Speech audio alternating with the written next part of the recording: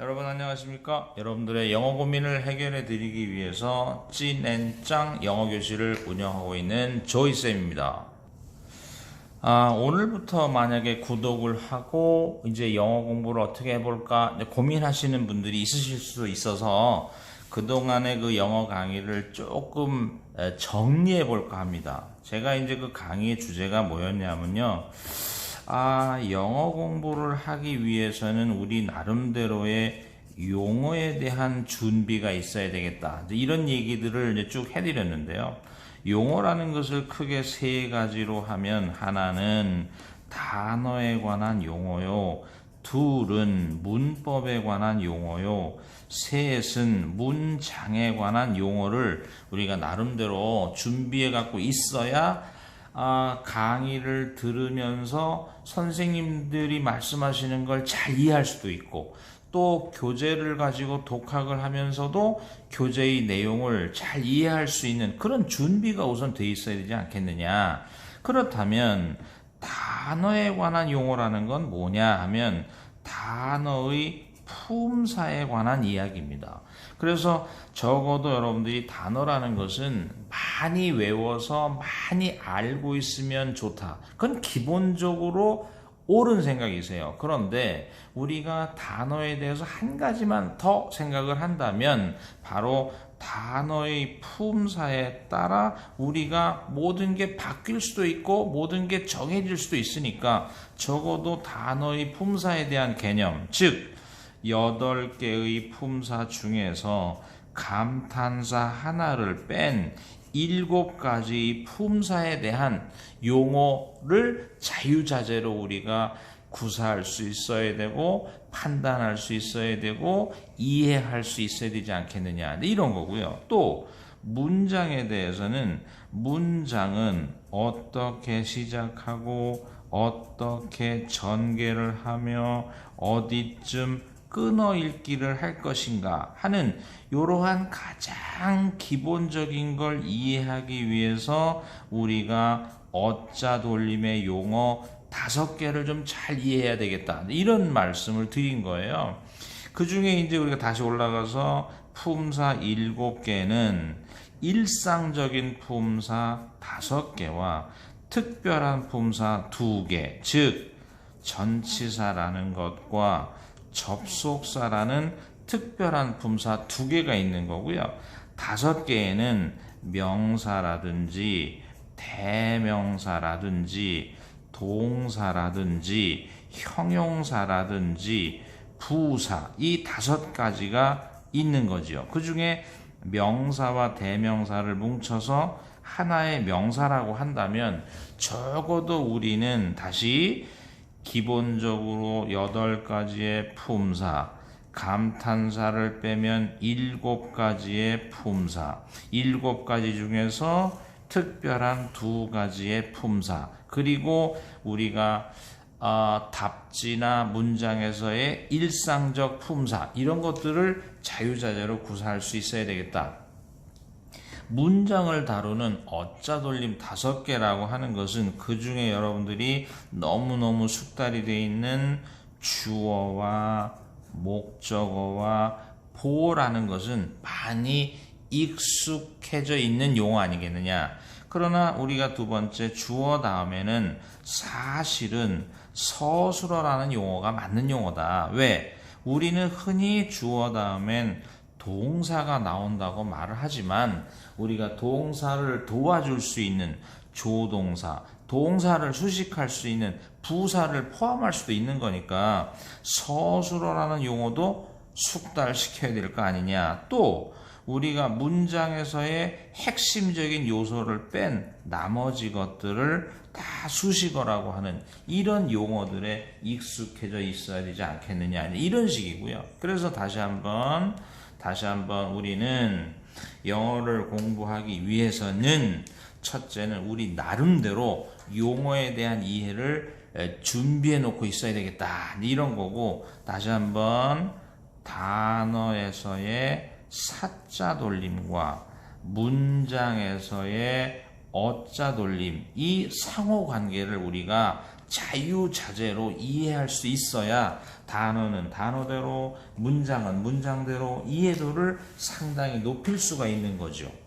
그런 다음에 이제 여러분들이 가장 껄끄러워하는 이제 문법인데요. 이제 문법이라는 것은 우리가 두 가지잖아요. 하나는 문제를 풀기 위한, 문법 문제를 풀기 위한 문법을 준비하는 반면에 이렇게 독해를 하는데도 우리가 문법에 대한 나름대로의 상식이 좀 갖춰져 있어야 되지 않느냐, 이런 식입니다. 하여간 문법에 관한 것은요, 우리가 독해를 하면서 그 간간히 이제 여러분들에게 설명을 드릴 거고요. 나중에 우리가 본격적인 강의를 들어가서 문법 문제라든지 작문 문제를 풀 때는 문법에 관한 이야기를 본격적으로 해보도록 하겠습니다.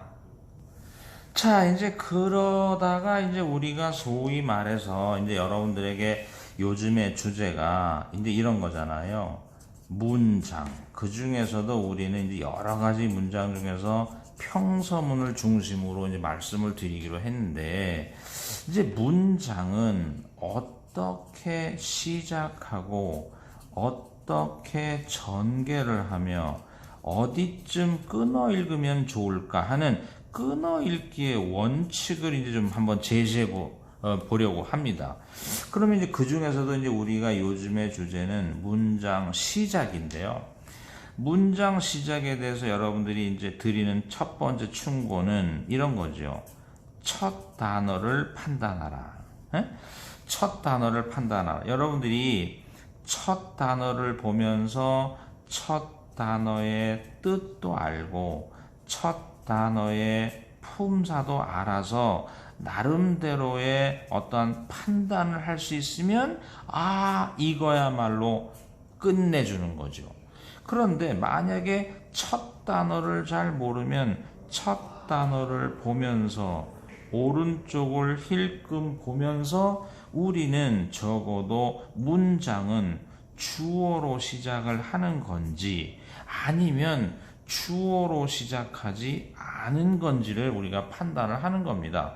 그래서 만약에 주어라고 판단이 되면 주어를 끊어 읽으면 되는 거고요. 주어가 아니라고 판단이 되면 우리가 주어를 찾아서 주어 앞까지를 부사적으로 끊어 읽는, 이 부사라는 것은 뭔가를 수식하느냐 하면 이 부사라는 것은 문장 전체를 수식하는 부사라고 말할 수 있는 거죠. 그런데 지금 제가 말씀드리는 이런 거죠. 문장은 주어로 시작했다고 판단되면 주어를 끊어 읽어보세요. 말은 쉽죠. 말은 굉장히 쉽습니다. 그런데 이제 문제는 우리가 말씀드렸지만 첫 단어가 만약에 예를 들어서 명사라면 이 명사가 주어인 이런 경우는 굉장히 쉬운 거잖아요. 굉장히 쉬운 건데 우리는 첫 단어가 명사가 아니고 첫 단어의 품사가 뭐지? 그렇다면 어떻게 된 거지? 이런 판단을 해야 되는 경우라면 그것은 쉽지 않은 문장이 될 수도 있지 않느냐. 근데 이런 것들을 우리가 이제 다양하게 경험을 쌓아야 된다. 이런 판단인 거예요. 자, 이제 본격적으로 한번 우리가 강의를 진행을 해보겠습니다. 예문을 들어서 다시 한번 문장은 어떻게 시작하냐 그랬더니 평서문이라고 하는 것은 대체로 주어로 시작하는 게 원칙 아니겠느냐. 그렇다면 우리가 만약에 우리가 주어로 시작을 하는데 만약에 첫 단어가 명사로서 주어다. 그러면 그건 얼마든지 쉬운 문장이에요. 다시 한번 만약에 우리가 첫 단어가 예를 들어서 명사다. 그러면 이 명사가 주어인 이런 문장은 누구나 할 수 있는 겁니다. 그렇다면 제가 말씀드렸듯이 제 강의의 주제는 나도 할 줄 알고 너도 할 줄 아는 것, 그것은 문제가 안 된다는 거죠. 가령 나도 못하고 너도 못하는데 나는 그것을 돌파할 수 있는 방법이 있다. 근데 우리가 이것이 목표인 거잖아요. 그러면 우리가 이제 이 문장을 한번 다시 보시죠. 첫 단어를 판단해 보라. 이런 거예요. 그래서 첫 단어 this를 탁 본 겁니다. 그럼 아까도 말씀드렸잖아요. 우리가 만약에 여러분들이 this라는 단어의 뜻을 한번 생각해 보면 여러분들이 this라는 단어의 뜻은 이 것일 수도 있고 이 혹은 이런일 수도 있는 이 두 가지는 여러분들이 아주 잘 알 거라고 생각을 합니다.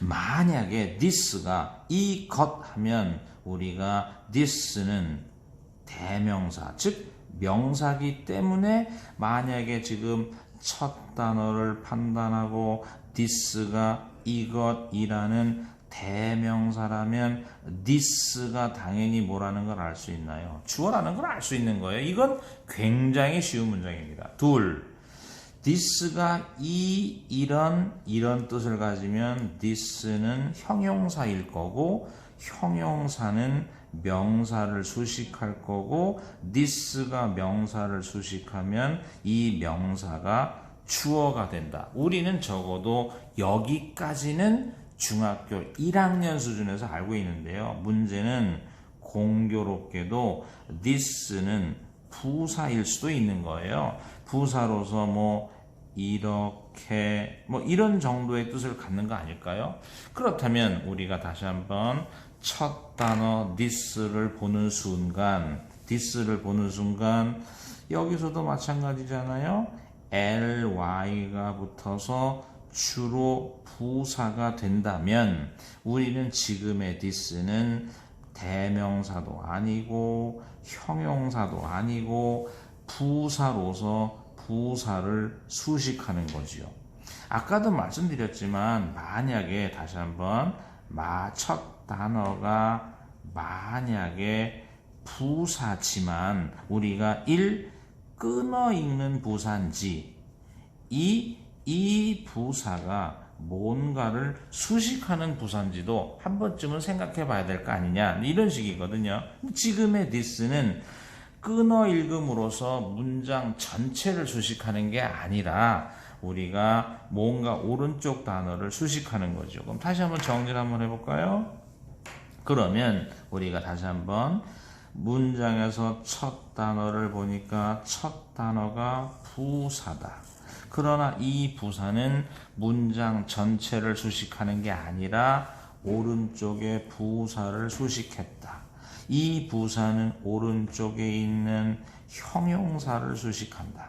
이 형용사는 오른쪽에 있는 명사를 수식하고 이 명사가 오브랑 엮여서 또 한 번의 명사를 하면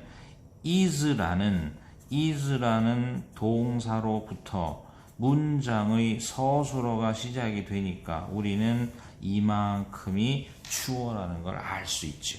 따라서 우리가 다시 한번 평서문이라는 것은 주어로 시작하는 게 원칙인데 주어라는 것이 첫 단어로부터 주어일 수는 있지만 첫 단어가 수식을 함으로써 우리가 명사를 찾을 때까지 읽어주는 또 뒤에서부터 말하면 서술어를 찾을 때까지 읽어주는 이러한 경험이 필요하지 않느냐.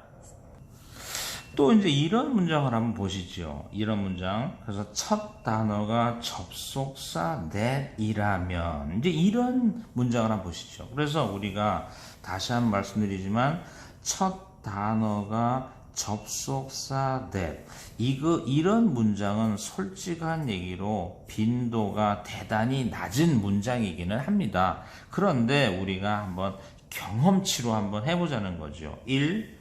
다시 평서문이라면 첫 단어를 본다.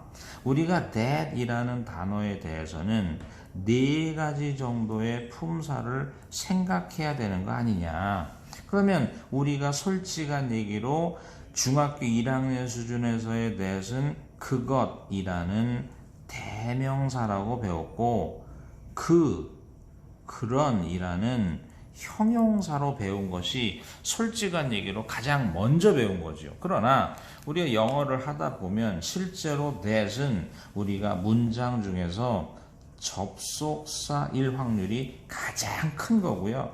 아주 가끔 that은 그렇게라는 부사로도 쓰일 수 있는 거예요. 그럼 다시 우리가 that이라는 단어를 보면 대명사나 형용사일 확률보다는 문장에서 접속사일 확률이 가장 높다. 확인.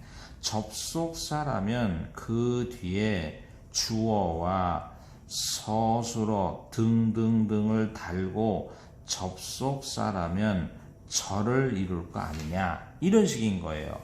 따라서 우리가 이제 결론을 내려보면 우리가 다시 한번 문장 시작의 첫 단어 that이 접속사라면 이 접속사는 주어, 서술어 등등등을 달고 하나의 절을 이룰 것이다.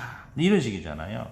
그러니까 절을 이룰 것이고 이 절에는 세 가지가 있는 거예요. 절에는 명사절, 형용사절, 부사절이 있는데 다시 한번 얘기하면 만약에 문장 시작을 하는 절은 형용사절일 수는 절대 없다. 왜냐하면 형용사절은 왼쪽에 있는 명사를 수식해야 되는데 왼쪽에 있는 수식할 명사가 없으니까 문장을 시작하는 절은 절대 형용사절이 아니다. 그럼 문장을 시작하는 절이 명사절이라면, 그러니까 명사절이라면 되게 길겠다. 그렇지만 어쨌든 명사절이 문장에 뭐가 될까요? 주어가 되겠죠. 그러나 둘째, 문장을 시작하는 절이 부사절이라면 조금 길기는 하겠지만 주어가 나오기 전까지 부사절을 끊어 읽으면 될 거예요. 그렇다면 우리 거꾸로 한번 얘기해 볼까요? 거꾸로 얘기하면 다시 문장을 시작하는 절이 명사절이라서 주어가 된다는 것은 주어가 길 수 있으니까 거꾸로 얘기하면 서술어, 즉 동사를 찾아보는 게 어떨까? 이런 그 하나의 힌트. 다시 그런 다음에 만약에 문장을 시작하는 부사절이면 커마를 힌트 삼아서 주어가 나올 때까지 한번 견뎌보는 게 어떨까? 이런 식이잖아요. 그래서 우리가 지금 한번 이 문장을 보면 다시 접속사구나, 주어, 서술어를 달았구나. 그렇다면 이거 주어가 길어질 텐데 하는 순간 우리가 is라는 문장 전체의 서술어, 동사가 보이면 여기까지가 문장의 주어라고 할 수 있는 거죠. 근데 주어가 너무 긴 거예요. 말씀드렸다시피 하여간 어떤 단위, 문장에서의 어자의 단위가 길어졌을 때 우리가 끊어 읽는데 절대적으로 도움이 되는 게 뭘까요? 전치사고, 전치사는 항상 어디까지 읽을까요? 명사를 찾아서 전치사의 목적어 삼으면 요렇게 하면 우리가 다시 한번 크게 문장을 보게 되면 명사절이 주어, 그리고 수식어 하나, 수식어 둘, 그래서 문장 전체의 주어를 이루는 이런 형태의 문장이 되는 거거든요. 그래서 다시 한번 첫 단어가 접속사 that이 나와서 형성되는 문장은 그렇게 빈도가 높진 않지만 어쨌든 극단적인 예를 한번 들어본 겁니다. 자, 이제 오늘은 너무 강의가 길어지니까 여기까지 할 텐데 다시 한번 평서문은 주어로 시작한다. 말은 쉽지만 우리가 실제로 다양한 형태의 주어, 즉 첫 단어가 명사고 그 명사가 주어인 이런 문장은 누구나 할 줄 아니까 만약에 주어가 앞에 나오기 전에 여러 수식어를 동반하고 다닌다거나 뭐 주어 자리에 접속사가 떠서 명사절이 주어라서 또 길어지는 이런 다양한 경우를 경험해야 되겠다. 오늘 강의는 여기까지 하고 다음 시간에도 이 다양한 주어를 한번 경험해 보도록 하겠습니다. 수고하셨습니다.